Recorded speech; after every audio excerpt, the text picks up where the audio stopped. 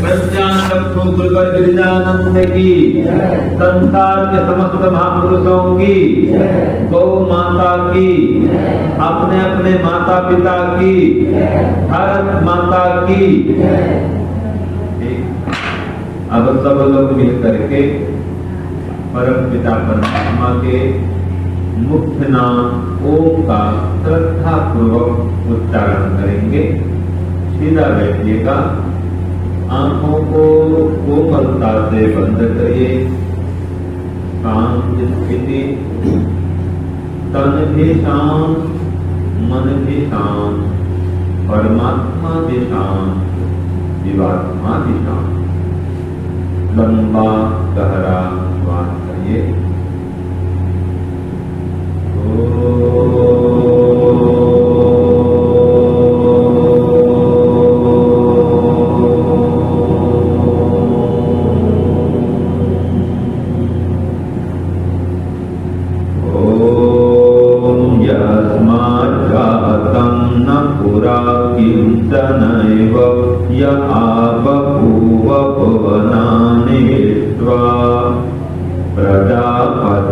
प्रजया संररानस्त्रीणि ज्योतिंसि सतते सषोडशी।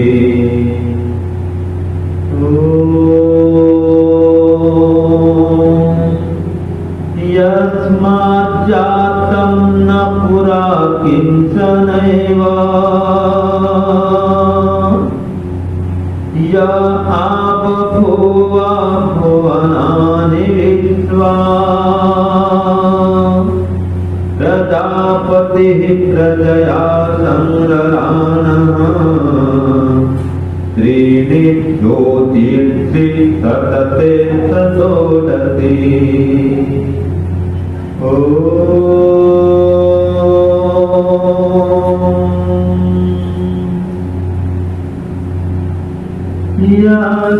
यस्माज्जातं न पुरा किंचनैव यस्माज्जातं न पुरा किंचनैव य आबभूव भुवनानि विश्वा। य आबभूव भुवनानि विश्वा। प्रजापतिः प्रजया संररानः प्रजापतिः प्रजया संररानः त्रीणि ज्योतिंसि सतते सषोडशी। त्रीणि ज्योतिंसि सतते सषोडशी। त्रीणि ज्योतिंसि त्रीणि ज्योतिंसि सतते सषोडशी। मंत्र मंच पर विराजमान आदि के ब्रह्मा इस संपूर्ण कार्यक्रम के इस भव्य दिव्य यज्ञ के इस संग्राम के युद्ध के मुख्य कर्णधार हमारे ब्रह्मा जी। देखिए यज्ञ को कहा है विदग्ध, क्या कहा है विदग्ध। एक नाम है अध्वर। और महर्षि स्वामी दयानंद ने आर्या विग्रह ग्रंथ में विदग्ध माने युद्ध भी कहा है और विदग्ध माने यज्ञ भी कहा है। आप सब कितनी तैयारी कर रहे हैं, देखो सब लोग हैं ना, पूरी टीम लगी है, आप सब सैनिक हैं। ये युद्ध स्थल है, युद्ध स्थल। तो ये युद्ध में आचार्य जी की उपस्थिति में, उनके ब्रह्मत्व में यह यज्ञ हो रहा है, युद्ध हो रहा है। और विजय पताका कब लहराएंगे? जिस दिन पूर्णाहुति होगी। और इस युद्ध के सेनापति हैं आचार्य हमारे शक्ति देव जी। आप सेनापति हैं, है कि नहीं? और जितने दान दाता हैं वो क्या है, वो भामाता है।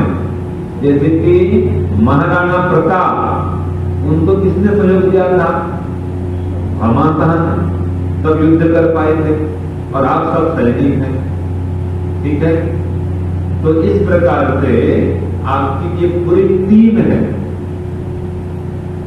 तो आपकी टीम को खूब खूब अभिनंदन, आप सभी का वंदन कि आप इतने बड़े महान कार्य को करने के लिए तत्पर हुए।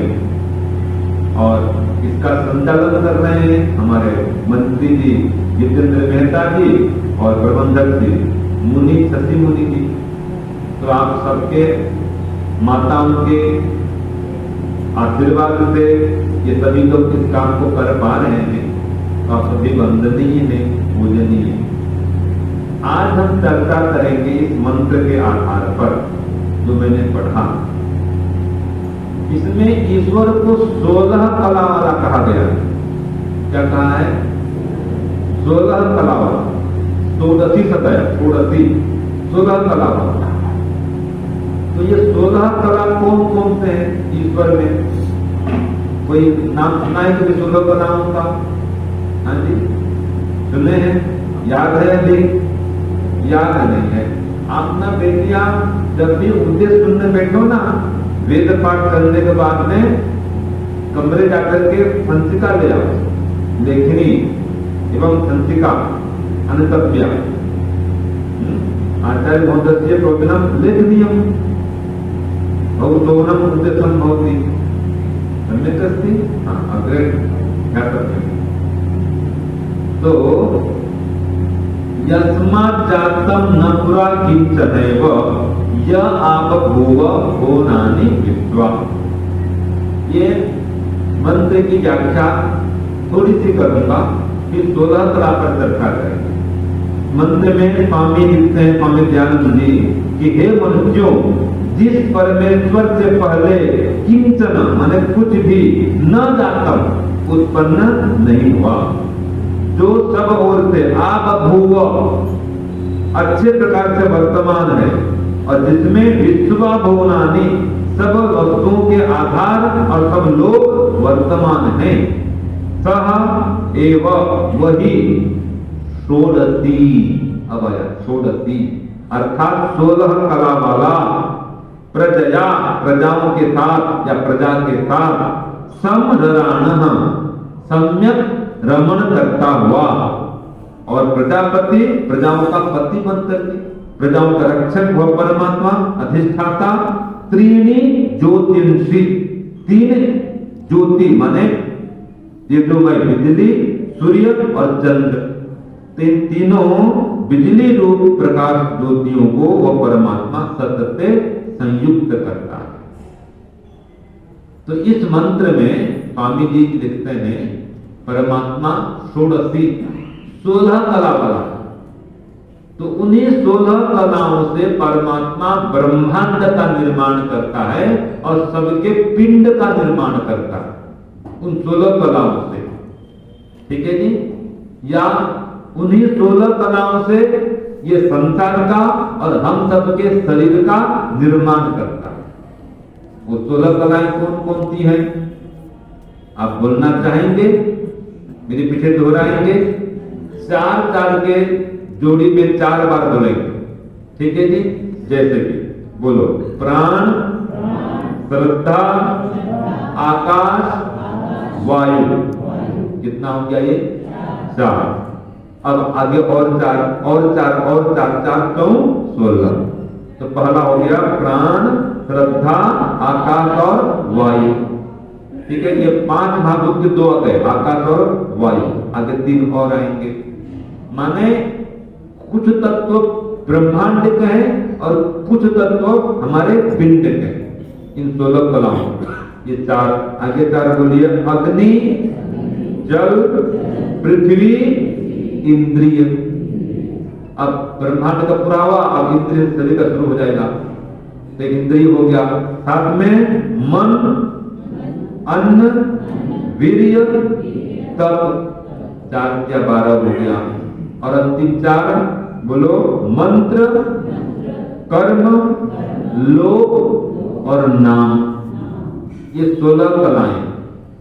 तो इन 16 कलाओं वाले परमात्मा को जानने के लिए हम 16 उपाय करें, कम से कम 16 उपाय। तो अगर 16 उपाय करेंगे तो 16 कला वाले परमात्मा को जान पाए।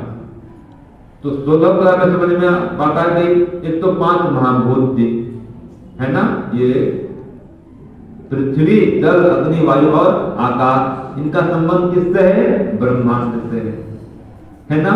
और फिर कुछ संबंध हमारे शरीर से, जैसे कि इंद्रिय, मन, वीर्य, अन्न, प्राण, इनका संबंध किससे है? शरीर से है। और कुछ संबंध आध्यात्म से, जैसे कि मंत्र, वेद, मंत्र, लोभ, नाम, श्रद्धा, तप, इन सब से हमारा शरीर और ये संसार अथवा ब्रह्मांड और पिंड, इन सब का परमात्मा निर्माण करता है, इन्हीं 16 कलाओं से। तो वो परमात्मा 16 कला वाला पुरुष कहलाता है, परमात्मा कहलाता है। ठीक है। अब इस मंत्र से एक बात और सिद्ध होती है, यहां कहा प्रजया संग्राण, प्रजाओं के साथ रमण करता हुआ, वो पहले भी था, आज भी है और आगे भी रहेगा। तो वो हमारे साथ रमण कर रहा है, साथ साथ रह रहा है। और कुछ लोग क्या मानते हैं? वो परम धाम में है, वो कैलाश धाम में है, अक्षर धाम में है, गोलोक धाम में है, ठीक है। और भी कितने धाम मानते हैं, 4थे आसमान में, 7वें आसमान में। हाँ भाई ठीक है, ये भी सब है। परमात्मा की सागर में नहीं है क्या? है कि नहीं है? परम धाम क्या होगा? ये तो परम धाम है। तो 4था आसमान, 7वां आसमान, 10वां आसमान कौन है भाई? हम पता अंतरिक्ष लोग, दीव लोग, वहां पर परमात्मा है कि नहीं है? है। अक्षर धाम, अक्षर माने क्या है? जिसका विनाश नहीं होता है, अक्षय जो है उसका धाम, सारा ब्रह्मांड जो है। तो आप परम धाम कह लो, अक्षर धाम कह लो, गोलोक धाम कह लो। गो माने इंद्रिय, गो माने सूर्य किरण, तो इन सब का निवास धाम पर है, वो गोलोक धाम है कि नहीं है? तो इन सभी जगह परमात्मा, खंडन की भाषा नहीं बता रहा हूं। तो क्या बोलते हैं? नहीं यहां पर कहीं नहीं है, परमात्मा का यहां रहता है, कैसे बोलते हैं? नहीं, खंडन की भाषा नहीं। वहां नहीं है, समुद्र में नहीं है क्या परमात्मा? है, सूर्य में भी है, चंद्र में भी है, पूरे ब्रह्मांड में है, तो इस पिंड में भी है, हम सब के साथ भ्रमण करता है। तो ऐसे षोडशी परमात्मा को, 16 कला वाले परमात्मा को जानने के लिए 16 उपाय, ये लगता सुबह ही मेरे चिंतन में आया कि 16 कला को जानने वाले परमात्मा के 16 उपाय भी हमें करने चाहिए। और सुबह में सीख लिया था, विचार किया, शाम के समय मेरे को ज्यादा लोग आते हैं इस विषय को, तभी जो मन में आया फटाफट लिखता गया, भूल न जाऊं। पूरे 16 बिंदु आपको सुनाता हूं, ठीक है। 16 उपाय कौन कौन से? वो 16 कला वाले परमात्मा को जानने के लिए 16 उपाय सुनिए और बोलिए। पहला मौन, दूसरा मंत्र, तीसरा मधुर भाषण और मधुर व्यवहार, ठीक है। मधुर भाषण और मधुर व्यवहार, ठीक है जी। जो मधुर व्यवहार नहीं करेंगे तो बताओ सिद्धि हो पाएगी साधना में? मौन माने क्या है? मौन करके ध्यान करना, बिना मौन के समाधि नहीं लगेगी, याद रखिए, ठीक है। और जप माने मंत्र का जप, मौन भी आया फिर मंत्र भी आया। और मधुर भाषण, जो कठोर बोलते रहेगा जी,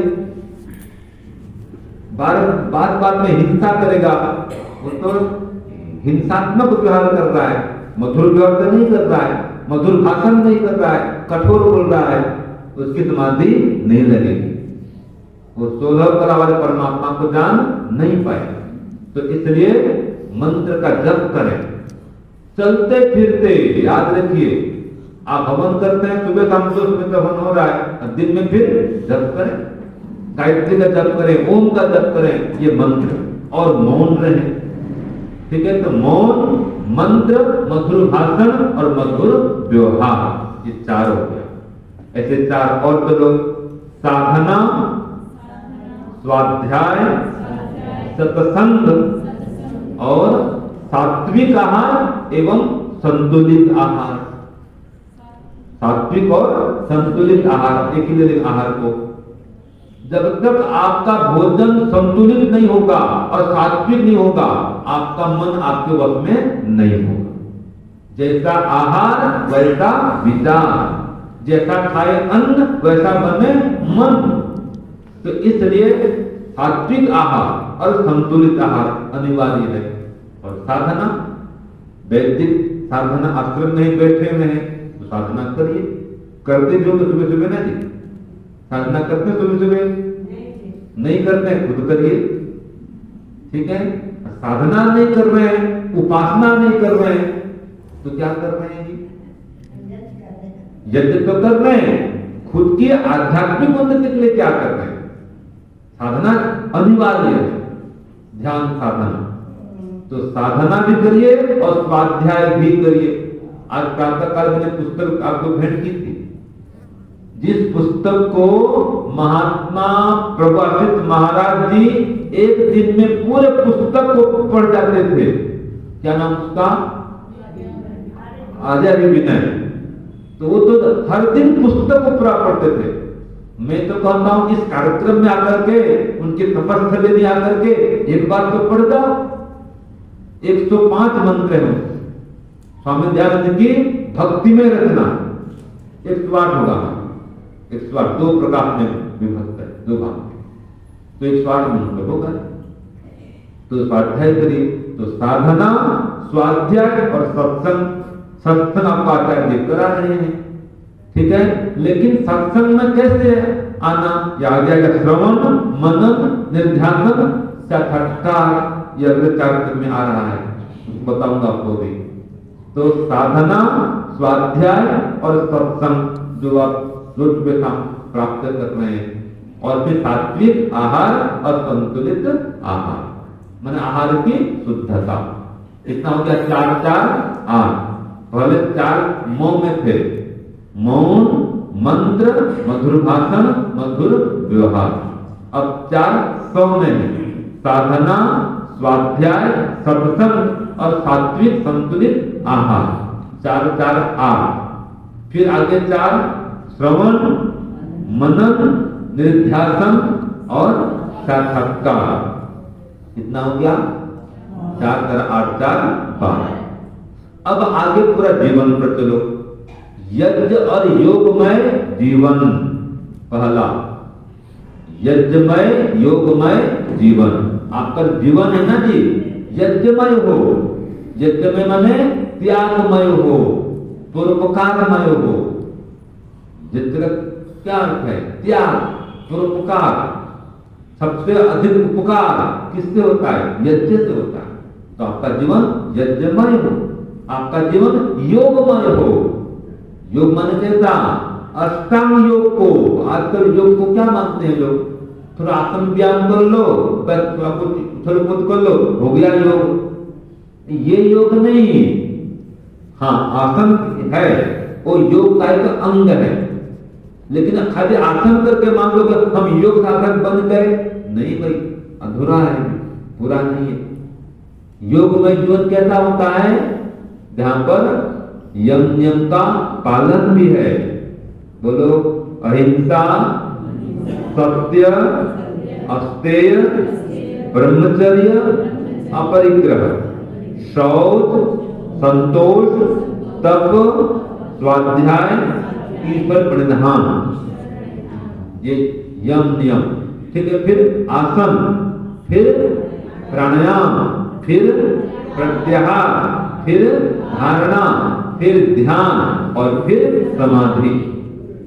ये है यज्ञ योगमय जीवन में योगमय जीवन।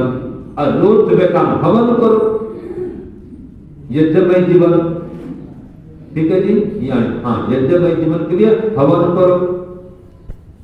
अच्छा, रोज सुबह शाम नहीं कर पाते हैं, सुबह एक बार कर लो, शाम को एक बार कर लो, वो भी नहीं हो पा रहा है, सप्ताह में एक बार कर लो, वो भी नहीं हो रहा है तो पूर्णिमा और अमावस्या कर लो, वो भी नहीं हो पा रहा है तो चलो महीने में एक बार यहाँ आ जाओ, महीने में एक बार भी नहीं आ पा रहे हो तो 3 महीने में आ जाओ।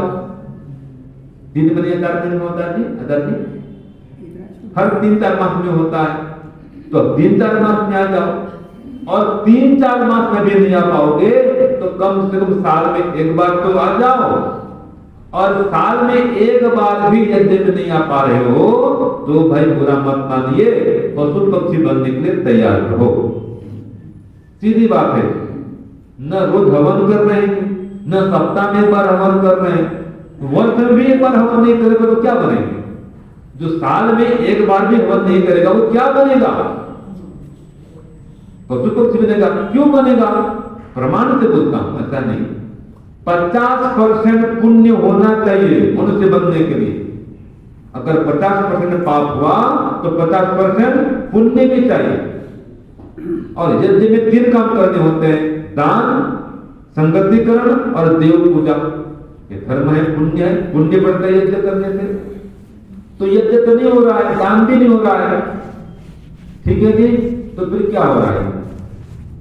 पाप तो हो ही रहा है। याद रखिए, पाप करना नहीं पड़ता है, अपने आप भी कई पाप हो जाते हैं, जानबूझ के भी होता है, लेकिन अनजाने में भी पाप हो जाता है। तो इसलिए क्या करो? यज्ञ करो, पुण्य बढ़ाओ। तो यज्ञमय योगमय जीवन अपनाओ, याज्ञिक जीवन बनाओ, ठीक है। फिर दूसरा इसमें है, 12 हो गया था ना, ये 13 हो गया, यज्ञ योगमय जीवन। तीसरा है, नहीं इसमें कौन सा कमाएगा? 14 नंबर कमाएगा, समर्पित जीवन। माता पिता गुरु ईश्वर प्रति समर्पण। अगर जीवन में समर्पण नहीं है तो 16 कला वाले परमात्मा को जान नहीं सकते। अगर घर में है तो माता पिता प्रति समर्पण चाहिए, गुरु प्रति समर्पण चाहिए, है कि नहीं है? तो माता पिता गुरु और फिर ईश्वर, तो इसके प्रति समर्पित जीवन चाहिए। वेद पर समर्पण चाहिए, रोज वेद पढ़ो, ये वेद प्रति समर्पण है। वेद के प्रति समर्पण क्या है? वेद का स्वाध्याय करना, ठीक है जी।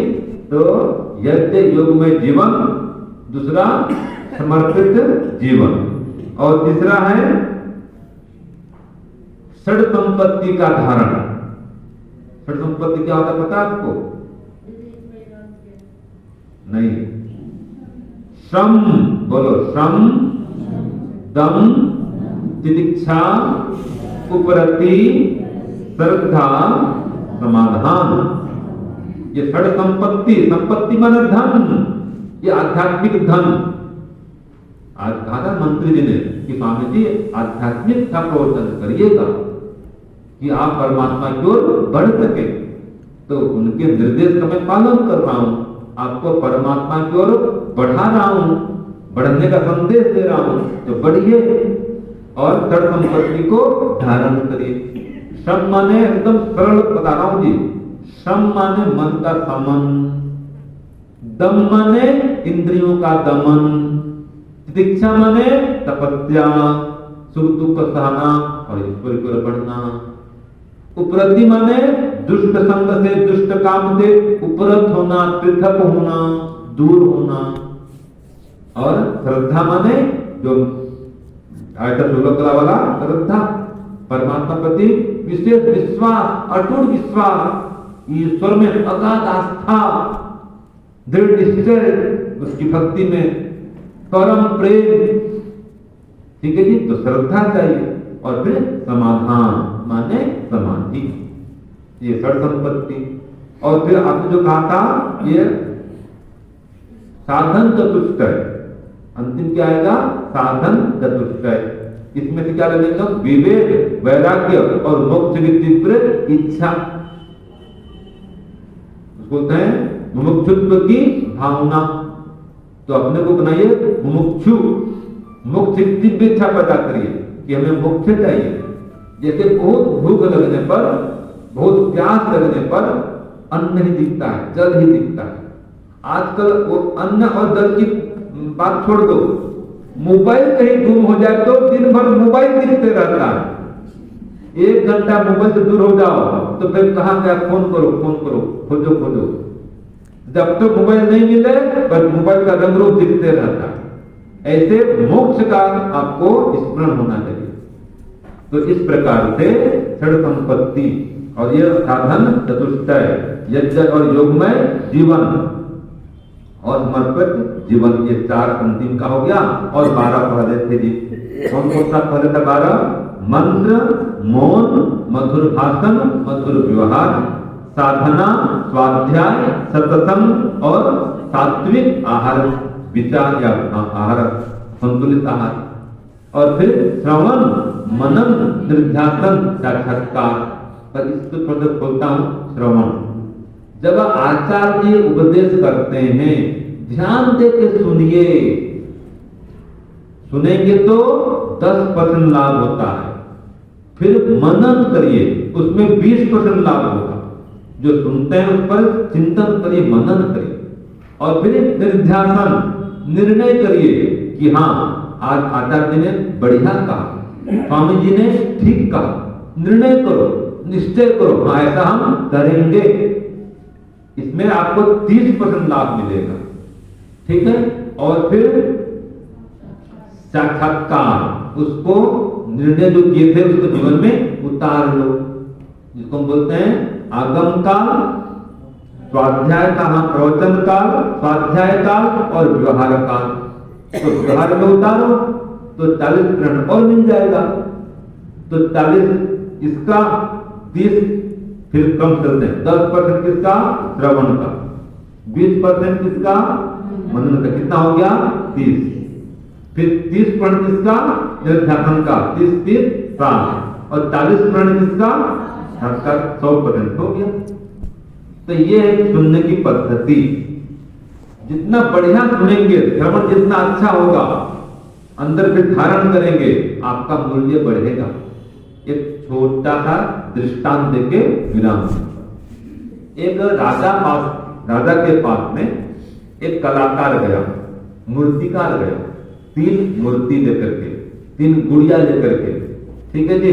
और पहुंच गया बेचने के लिए। महाराज ये 3 गुड़िया लेके आया हूं बना करके, आप खरीदो इसको। ठीक है जी।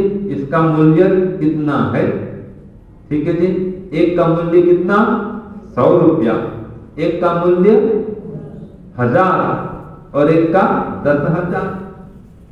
तो राजा ने कहा भाई ऐसा क्यों? देखने में समान, रंग रूप, आकार प्रकार एकदम समान, कोई अंतर तो है नहीं, तो मूल्य में क्यों अंतर है? तो ठीक है महाराज, चलो ऐसा करो, आप इसमें अंतर बता दो तो निःशुल्क फ्री कर दूंगा, निःशुल्क। इन तीनों में अंतर तो है, अगर आप अंतर बता दोगे, कोई मंत्री आपका कोई सभासद, राज दरबारी, तो मैं फ्री कर दूंगा। चलो तो दिया गया, सबको देखने के सब देखे, कोई अंतर दिखा नहीं। तो बोले महाराज कोई अंतर तो है नहीं इसमें, तो मूल्य में क्यों अंतर है? और ठीक है चलो मैं बता रहा हूं। तो एक तार लेके आओ। ठीक है जी। और जो 100 रुपया वाला था इसके कान में घुसा ही नहीं माता जी, मतलब स्थान उसमें छेद था ही नहीं, छिद्र नहीं था। और 1000 वाले में घुस तो गया, इधर निकल गया, आर पार हो गया। और जो 10,000 का था वो अंदर चला, जितना घुसा अंदर गया। तो ये श्रवण करने की पद्धति है। ध्यान से सुनना चाहिए, आंख से आंख मिलाओ, देखो सामने। ठीक है। आंख को आचार्य जी के नहीं, पहले तो अपने आंख को आचार्य जी के आंख से जोड़ो, एक पद्धति। फिर अपने कान को आचार्य जी के मुंह से जोड़ो। इसका मतलब क्या? पहला कहा है ध्यान से देखो, दूसरा ध्यान से सुनो, और तीसरे में आगे आएगा अपने कान को अपने मन से जोड़ो। अगर अपने कान को मन से नहीं जोड़ेंगे तो किसी ने पढ़ा दिया स्कूल में मास्टर साहब ने कि दिल्ली में कुतुब मीनार है और जिसने कान को मन में नहीं जुड़ा वो तो कुछ और सोच रहा था, कुछ सुनता है कुछ और विचारता है। तो पूछा, हाँ जी बताओ जी कमल जी क्या मैंने पढ़ाया था? उसने कहा, जी गुरु जी ऐसा करके दिल्ली में कुत्ता बीमार, पढ़ाई क्या था गुरु जी ने? दिल्ली में कुतुब मीनार है। तो अनसुना किया, नहीं सुना, ध्यान नहीं दिया, तो ये होता है। तो श्रवण बढ़िया, मनन बढ़िया, और फिर निर्ध्यासन, और फिर साक्षात्कार। तो इसके लिए मन को फिर आत्मा से जोड़ो कि बात सही है, ठीक है। इतना जोर से आचार्य जी आए हैं तो पूरा काम का लाभ होगी। आप सब की अगर कापी पेन ला के बैठोगे तो अच्छी बात है, लेकिन ये बैठना तो जरूर कापी पेन लेके बैठना। आपको हीरा और मोती यहां पर मिलेगा। ये आध्यात्मिक वाणी, आध्यात्मिक क्षेत्र में आगे बढ़ने के लिए हीरे और मोती के समान है, इनका संग्रह करो।